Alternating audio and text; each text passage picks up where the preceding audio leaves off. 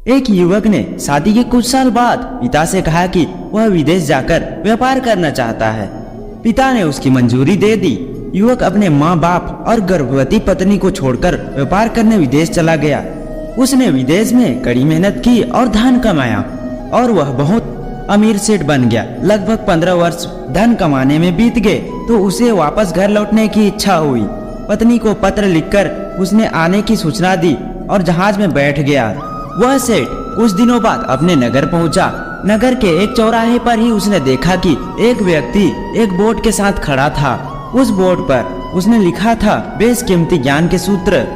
सेठ ने उस व्यक्ति के पास जाकर पता किया तो उसने बताया कि मैं बेशकीमती ज्ञान के सूत्र बेच रहा हूँ।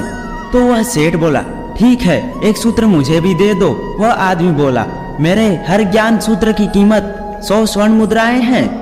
सेठ को यह सौदा महंगा लगा, लेकिन वह एक सूत्र खरीद लिया। उस व्यक्ति ने सेठ को ज्ञान का सूत्र दे दिया। कोई भी कार्य करने से पहले 2 मिनट रुककर सोच लेना।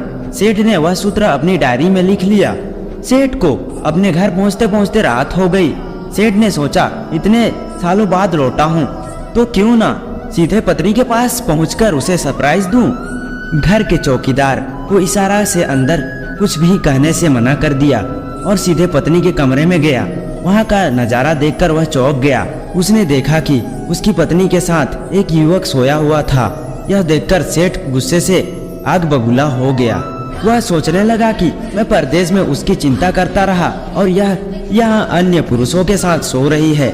आज मैं इन दोनों को जिंदा नहीं छोड़ूंगा। वह गुस्से से अपनी तलवार निकालकर दोनों पर वार करने ही जा रहा था। इतने में उसे 100 स्वर्ण मुद्राओं के बदले ज्ञान सूत्र खरीदा था। उसकी याद आ गई, कुछ भी कार्य करने से पहले 2 मिनट सोच लें।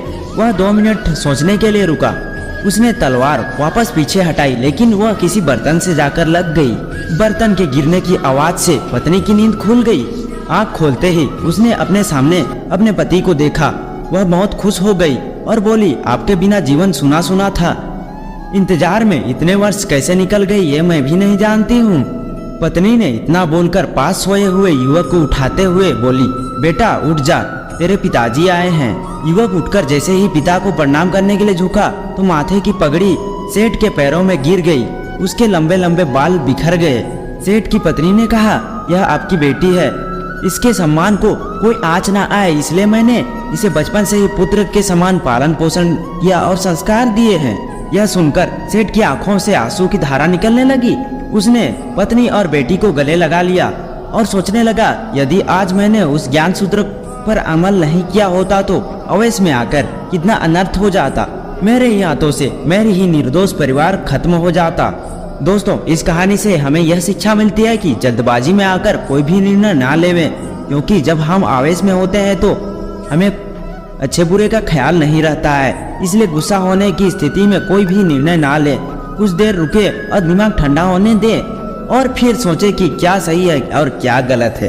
तो दोस्तों, जब भी निर्णय लेंगे वो सोच समझ कर ही लेंगे, क्योंकि हमारे जीवन में ऐसे बुरे कार्य कर्म आते ही रहते हैं। तो मिलते हैं ऐसे ही बेस्ट मोटिवेशनल स्पीच के साथ। तब तक के लिए बाय बाय, राधे राधे।